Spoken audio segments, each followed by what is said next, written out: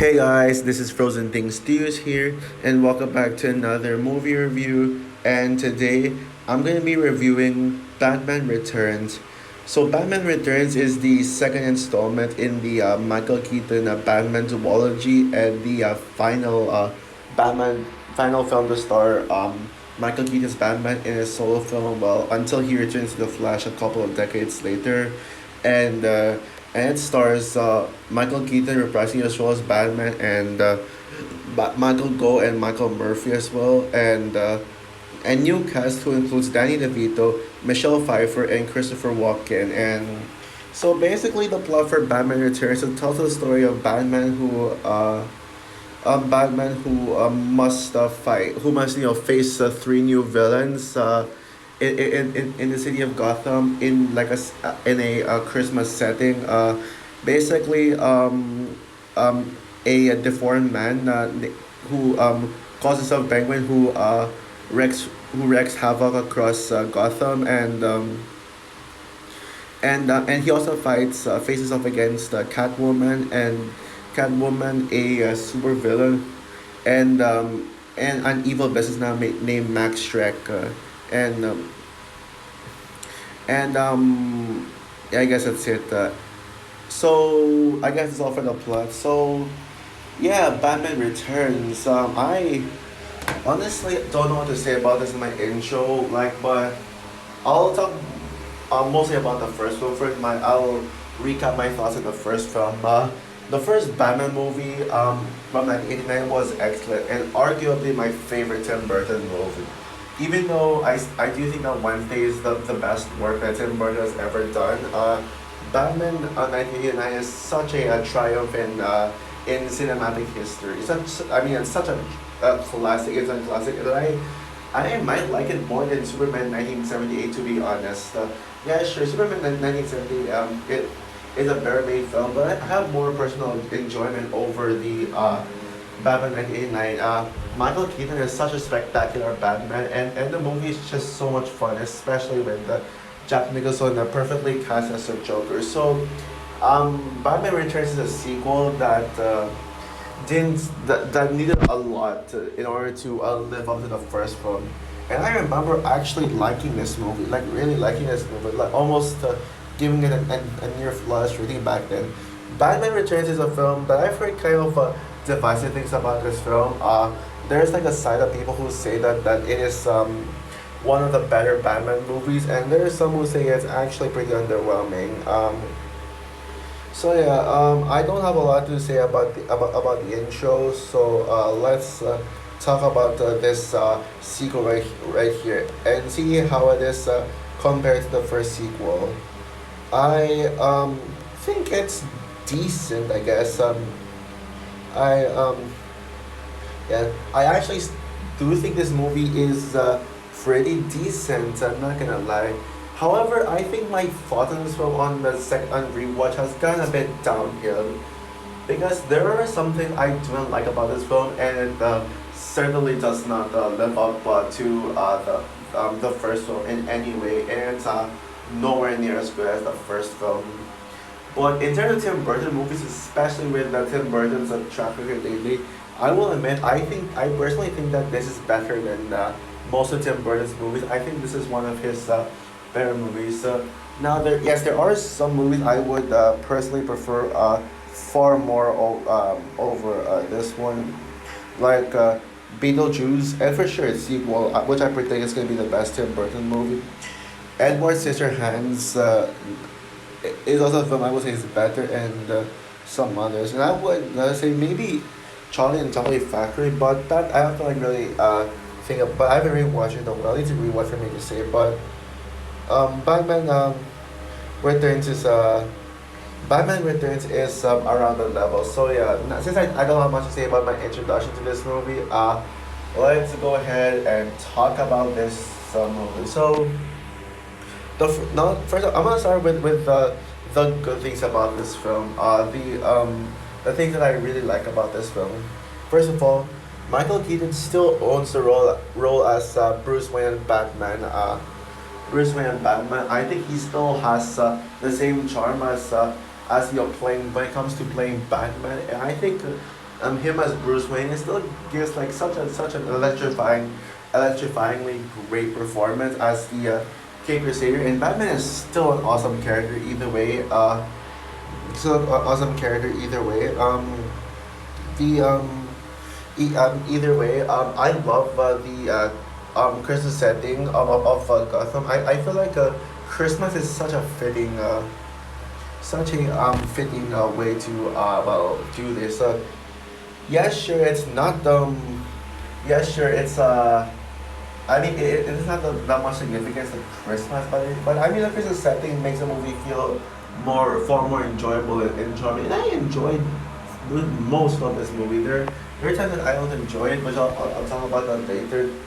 I will say that this is a better looking movie than the first one, visual wise. It looks more visually stunning and like really good to look at. Yeah, it's really good to look at, and especially and considering that it came out well later, it does have some upgrades, especially with some of the practical effects. Uh, Practical effects. And but I think by far the best.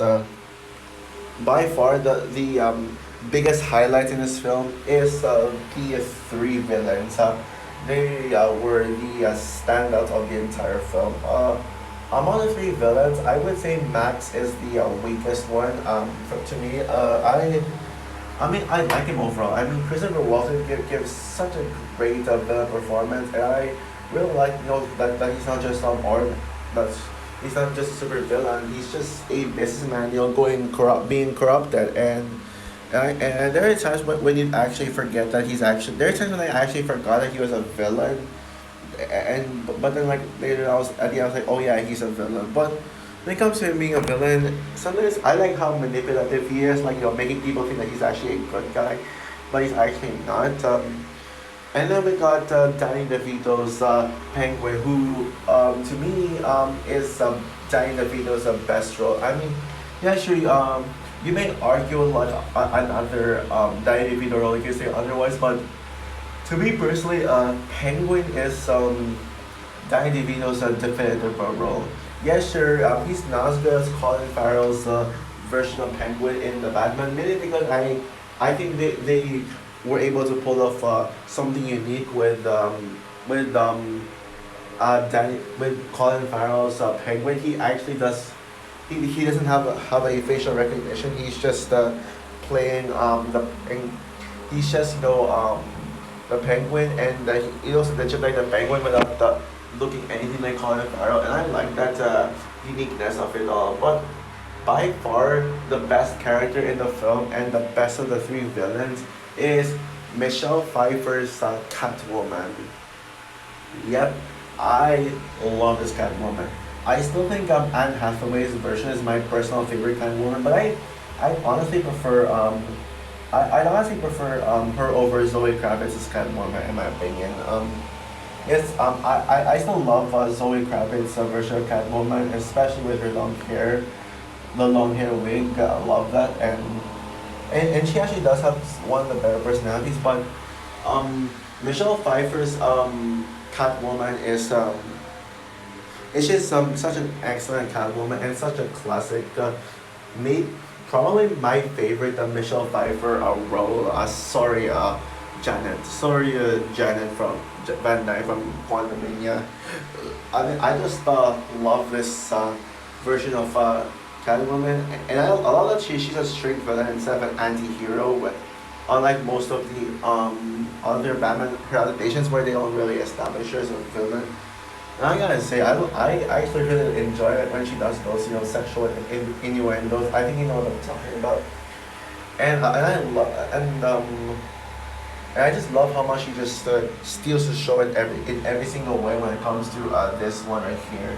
Oh yeah. Also going back to Danny DeVito's Penguin, I actually didn't forgot to say a couple of stuff about him.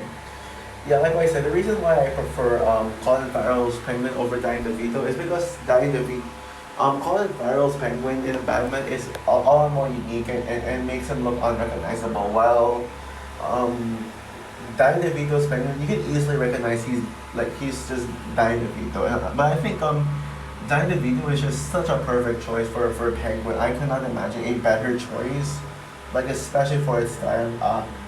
Just perfect. I just love his over the top performances, and he actually has a really good motivation. He actually has such really good arc of uh, really good arc and show how his motivation of just being thrown away by his family just for being deformed, and now he just wants revenge on the people who threw him away just for over being deformed.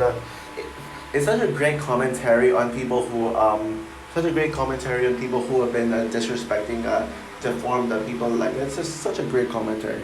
Oh, and I should add as well, I love that this movie is darker than the first one. Like it actually has better action scenes when it comes to the action, and yeah, and it does feel like an actual Tim Burton movie. Like it feels more like a Tim Burton movie than in the first movie. Even in the first movie, I think I just prefer. But unfortunately, this movie is flawed. This movie is extremely flawed, and yeah, it's not great. I think it's just good but not great. There are like things that I dislike about the film. So let's talk about them.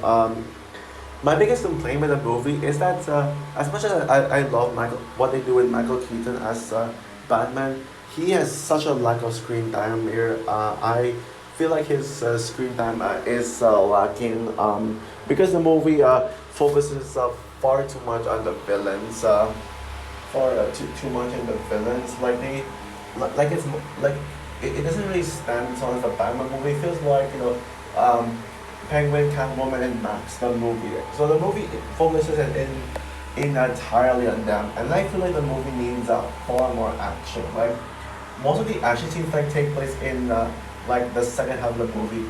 My God, the first half of the movie is so slow, and I was bored. I was like, oh no, this movie. Am I actually gonna like this movie? Will this movie hold up? Thankfully, there's the second act that saved this movie from being a dud. Mm, from being a dud. But the first half of the movie, I was so bored. It was taking forever. Even like, um, it felt like I was like an hour in, but then when I checked the time, it was like 40 minutes. I was like, oh god, no! Like when will we get to the action scene? So I really just was so desperate to see the next action scene. Um, I think there's something else I want to say. Oh yeah, I guess that's it. So just those two major flaws here. Yeah, I mean they're bigger than you think. That takes away this movie from being great. If only there was more action and more enjoyment here. So overall, Batman Returns is a solid sequel to the first film. Although it doesn't live up to the first film, I mean this movie does deliver a fantastic second act, only for it only to be ruined by an extremely dull and slow first act, and having a villain take away a Batman's screen time.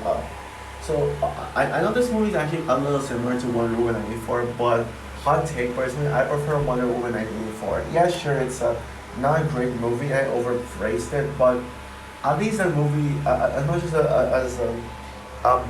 Wonder Woman 94 wants to have its villains shine the most, at least they don't keep their focus away from Diana. So that's why I prefer Wonder Woman 94.